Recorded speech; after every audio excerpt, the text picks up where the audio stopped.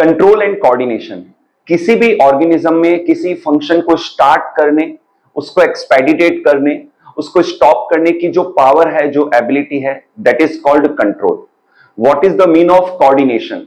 Living organisms की body में I am talking about the multi cellular organisms, complex organisms, जिनके अंदर अलग अलग पार्ट्स होते हैं या डिफरेंट बॉडी ऑर्गन्स होते हैं।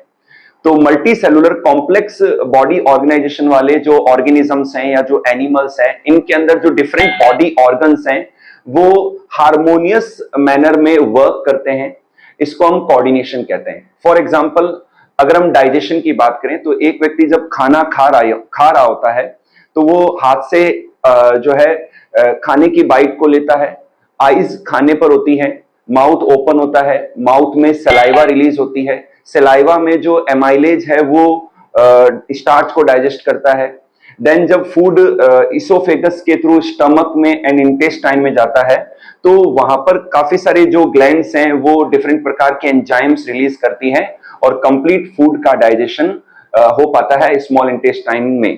तो इस तरीके से एक डाइजेशन के प्रोसेस में भी सलाइवरी ग्लैंड्स, स्टमक की glands, liver, pancreas, small intestine की जो ग्लैंड्स हैं वो इन्वॉल्व होती है। तो इसी को हम कोऑर्डिनेशन कहते हैं।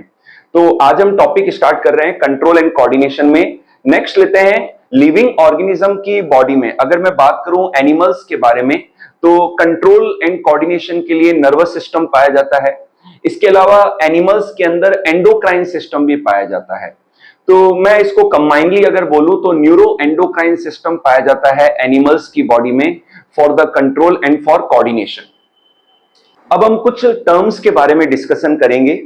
स्टिमुलस, कोई भी एक्सटर्नल फैक्टर या एक्सटर्नल एजेंट जो बॉडी में रेस्पॉन्स कॉज करता है उसे हम स्टिमुलस कहते हैं। स्टिमुलस का प्लूरल है stimuli. Next is receptors. Living organism की बॉडी में वो पार्ट जो स्टिमुलाई को रिसीव करते हैं उन्हें हम रिसेप्टर्स कहते हैं।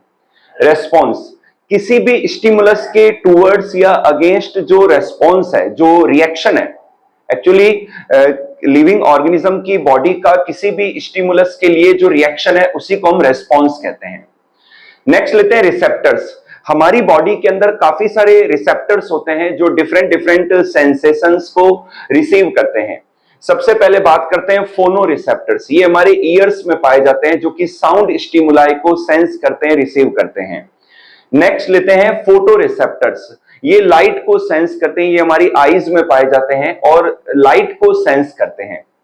नेक्स्ट लेते हैं ऑल्फैक्टरी रिसेप्टर्स। ये हमारे नेजल जो एपिथेलियम है उनमें पाए जाते हैं और जो स्मेल है उसको ये सेंस करने का वर्क करते हैं। नेक्स्ट लेते हैं गस्टेटो रिसेप्टर्स।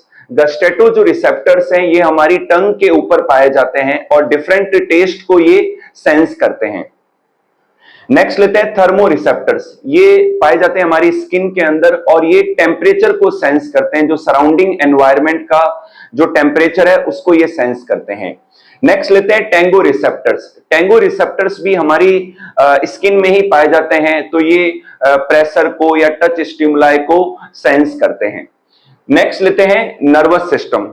अब हम इस टॉपिक में आगे बढ़ेंगे, नर्वस सिस्टम के बारे में समझेंगे। हमारी बॉडी में कंट्रोल एंड कोऑर्डिनेशन के लिए नर्वस सिस्टम पाया जाता है। तो हमारे नर्वस सिस्टम के अंदर ब्रेन, स्पाइनल कॉर्ड और वेरियस जो नर्वस सिस्टम के पार्ट्स हैं वो पाए जाते हैं। तो सबसे पहले मैं यहां बात करूंगा न्यूरॉन के बारे में। न्यूरॉन एक ऐसी सेल है जिनके द्वारा नर्वस टिश्यूज बनते हैं। हमारी स्पाइनल कॉर्ड बनती है, हमारा ब्रेन बनता है। तो जो न्यूरॉन है ये स्ट्रक्चरल एंड फंक्शनल यूनिट है नर्वस सिस्टम की। Neuron is the structural and functional unit of nervous system. Neurons के अंदर सेंट्रोसोम्स या सेंट्रियोल्स नहीं पाए जाते। ये ऐसी सेल है जिनमें सेल डिवीजन नहीं होता है। तो यहाँ पर ये न्यूरॉन का स्केच है। तो न्यूरॉन के स्केच के अंदर ये जो प्रोसेसेस हैं इन्हें हम डेंड्रोन कहते हैं और डेंड्रोल का जो प्लूरल है वो डेंड्राइट्स हैं। इसके बाद में ये जो पार्ट है this is called cell body और साइटोन। इसके अंदर ये न्यूक्लियस है। न्यूक्लियस के बाहर ये फ्रेगमेंट्स हैं एंडोप्लाज्मिक रेटिकुलम एंड राइबोसोम्स के। तो इन फ्रेगमेंट्स को हम कहते हैं नीसल ग्रेन्यूल्स। इसके अलावा ये न्यूरोफाइब्रिल्स हैं और ये लॉन्ग एक्सटेंशन है, इसे हम एक्सोन कहते हैं। ये एक्सोन हिलक है, इसे हम एक्सोन कहते हैं। और एक्सोन को जो सेल सराउंड करती है उन्हें हम स्वान सेल कहते हैं और इसकी कवरिंग को न्यूरिलेमा कहते हैं। ये जो स्वान सेल्स हैं ये एक्सोन के ऊपर एक फैटी सब्सटेंस रिलीज करती है। तो इस फैटी सब्सटेंस को हम मेडुलरी शीथ या माइलिन शीथ कहते हैं, जो कि इंपल्स ट्रांसमिशन में ज्यादा एक इफेक्ट लाती है। तो यहां पर इंपल्स ट्रांसमिशन ज्यादा बेटर होता है। तो जो कि मेडुलरी शीथ से या माइलिन शीथ से कवर्ड होती है जो एक्सोन। जनरली एक्सोन के आउटर सरफेस पर positive charges and inner surface पर नेगेटिव चार्जेस पाए जाते हैं। तो ये एक्सोन है और इसके बाहर ये स्वान सेल्स हैं और ये मेडुलरी शीथ है। और जहां जहां स्वान जो मेडुलरी शीथ नहीं पाई जाती है तो इन्हें हम रेनवियर्स नोड कहते हैं। ये एंड्स हैं, इन्हें हम एक्सोन टर्मिनल एंड्स कहते हैं। इन्हें हम टीलोडेंड्रिया, एक्सोन टर्मिनल एंड, या फिर इन्हें हम टीलोडेंड्रिया भी कहते हैं, टीलोडेंड्रिया। और ये जो नोब्स हैं, ये जो नोब हैं इन्हें हम सिनेप्टिक नोब्स कहते हैं। ये जो नोब्स हैं ये नेक्स्ट न्यूरॉन के डेंड्राइट्स के साथ में जंक्शन बनाते हैं।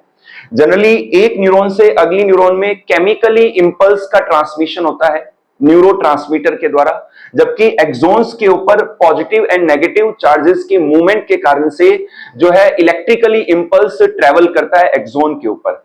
और जब ये इंपल्स यहां आता है सिनेप्टिक नोब में तो यहां पर न्यूरोट्रांसमीटर्स होते हैं जो एक्साइट होके डिफ्यूज होके नेक्स्ट न्यूरॉन में एंटर होते हैं, जिसे हम आगे डिस्कस करेंगे डिटेल में। तो ये सिनेप्टिक नोब्स है जिनके अंदर न्यूरोट्रांसमीटर केमिकल्स पाए जाते हैं।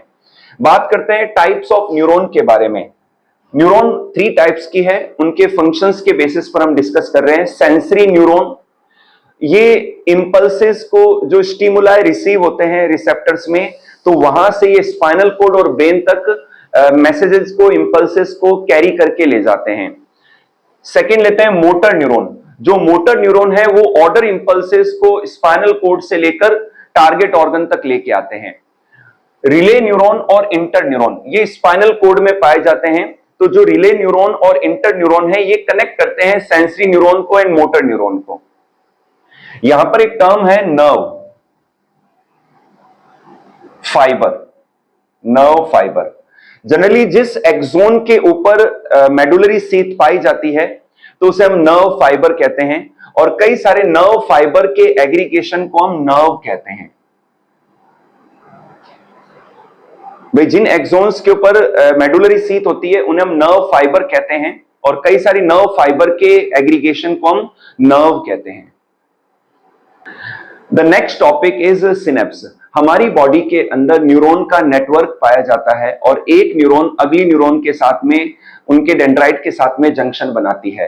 तो जैसा कि मैंने आपको बताया कि जो न्यूरॉन का सिनेप्टिक नोब है वो नेक्स्ट न्यूरॉन के डेंड्रोन या डेंड्राइट के साथ में जंक्शन बनाता है। इसी जंक्शन को हम सिनेप्स कहते हैं। तो यहां पर ये सिनेप्स का स्केच है। इसमें ये जो पार्ट है ये सिनेप्टिक नोब है, इसे हम प्री सिनेप्टिक नोब भी कहते हैं। और ये नेक्स्ट न्यूरॉन का डेंड्राइट है, इसे हम पोस्ट सिनेप्टिक नोब कहते हैं। ये रिसेप्टर्स हैं और ये सिनेप्टिक नोब के अंदर ये वेसिकल्स हैं जिनके अंदर न्यूरोट्रांसमीटर केमिकल्स होते हैं। For example acetylcholine, glutamic acid. इन दोनों के बीच का ये जो गैप है इसे सिनेप्टिक क्लेफ्ट कहते हैं और इनके जंक्शन को हम सिनेप्स कहते हैं। ये प्री सिनेप्टिक मेम्ब्रेन है और ये पोस्ट सिनेप्टिक मेम्ब्रेन है। एक्सोन के ऊपर जब इंपल्स इलेक्ट्रिकली ट्रेवल करके सिनेप्टिक नोब तक आता है तो सिनेप्टिक नोब की जो वेसिकल्स हैं वो एक्साइट होती हैं और वो न्यूरोट्रांसमीटर केमिकल्स रिलीज करती हैं। ये केमिकल्स डिफ्यूज होके इन मेम्ब्रेन से नेक्स्ट न्यूरॉन, जो नेक्स्ट न्यूरॉन का डेंड्राइट है उनके रिसेप्टर से अटैच हो जाते हैं और अगली न्यूरॉन में एंटर हो जाते हैं। तो यही कारण है कि जो इंपल्स हैं वो हमेशा यूनिडायरेक्शनली फ्लो होते हैं, क्योंकि एक न्यूरॉन से अगली न्यूरॉन के अंदर जो इंपल्स का ट्रांसमिशन है वो केमिकली होता है और एक ही डायरेक्शन में होता है, इसीलिए इंपल्स का ट्रांसमिशन यूनिडायरेक्शनली होता है। तो ये सिनेप्स का डायग्राम है। इसी तरीके से न्यूरोमस्कुलर जंक्शन, जो न्यूरॉन मसल सरफेस के ऊपर अटैच होती है, जिन न्यूरॉन का जो सिनेप्टिक नोब है मसल सरफेस से जंक्शन बनाता है, तो उस जंक्शन को हम न्यूरोमस्कुलर जंक्शन कहते हैं।